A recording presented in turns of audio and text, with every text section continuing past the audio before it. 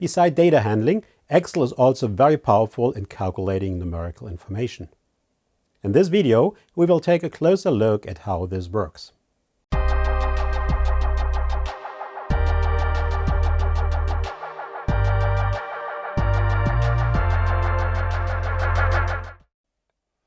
If we want to perform any calculations in Excel, we can use formulas and functions.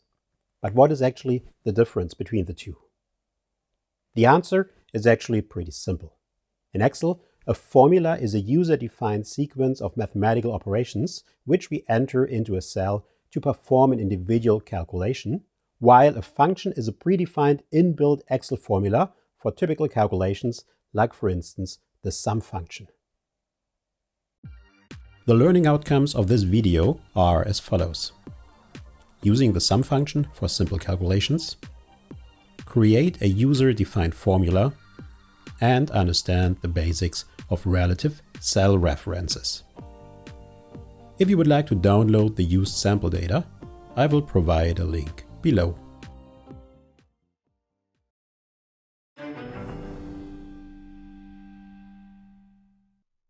To perform calculations in Excel, we have several possibilities.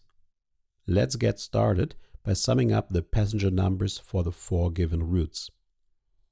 We start by typing the equal sign followed by the sum function to sum up the values.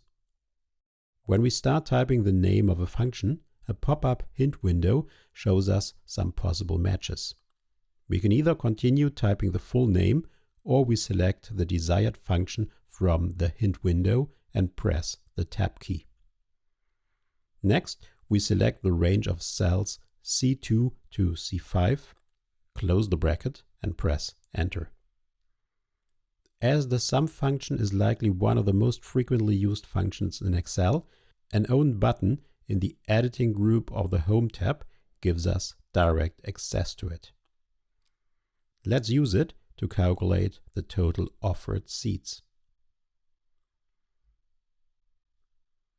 If we click the drop-down arrow next to the AutoSum button, we can choose some additional popular Excel functions.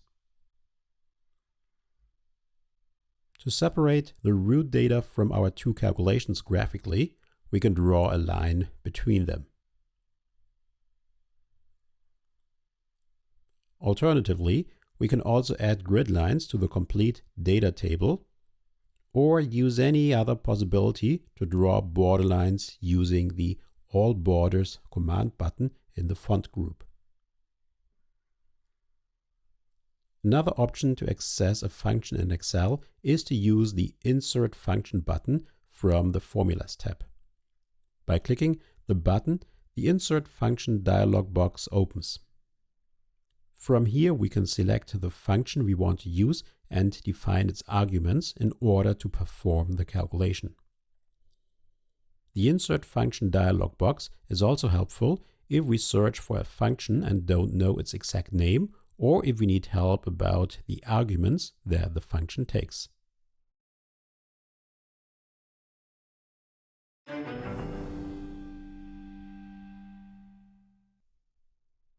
If we want to enter a user-defined formula, we select the involved cells together with the required operations. To calculate, for instance, the seed load factor for the first root, we enter a formula in cell E2 by typing an equal sign, followed by the quotient of cell C2 and D2. The result of this quotient is obviously a rational number that tells us what percentage of the offered seeds are used. Therefore, it might be a good idea to display the result as percentage instead of just a simple number. We can change the formatting of a cell in the number group of the Home tab by choosing either the predefined command button for percentage style, or alternatively by opening the drop-down list and choosing percentage style from there. In case we want to change the number of decimals, we can use the respective buttons to increase or decrease the number of decimals. To ensure that we will still remember the content of this column in a few weeks' time, it might be a good idea to enter a meaningful column header. Seed load factor, for instance.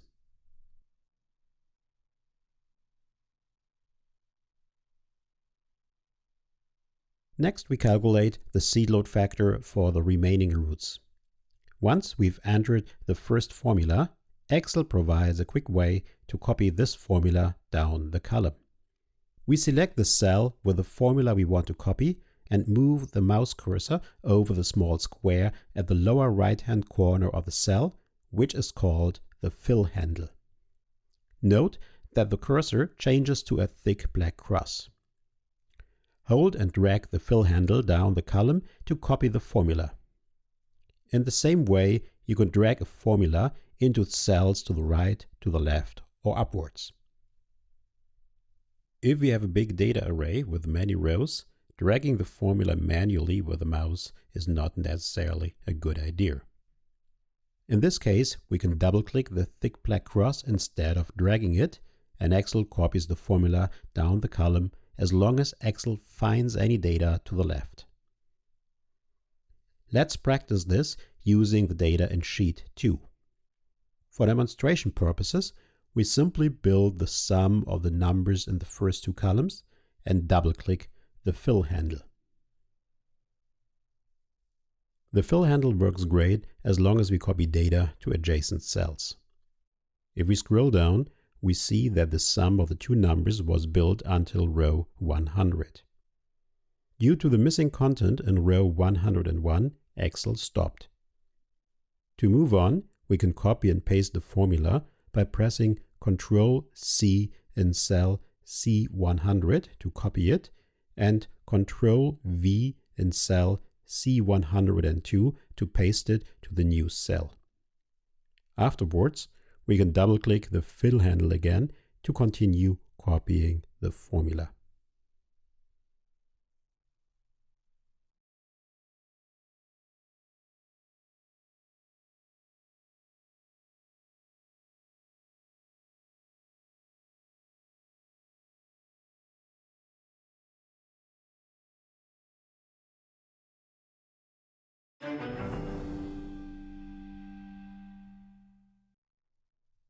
If we look at any of the copied formulas, we see that Excel automatically adjusted the cell references, and Excel always takes the correct pair of values to build the quotient for calculating the seed load factor for each row.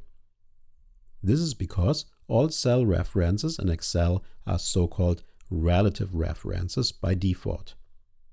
When copied across multiple cells, they change based on the relative position of rows and columns. This is very helpful whenever we want to repeat the same kind of calculations across multiple rows or columns. However, in certain situations, we do not want the cell reference to be updated automatically when copying a formula. In this case, we need to work with absolute cell references. How this works will be the topic of the next video.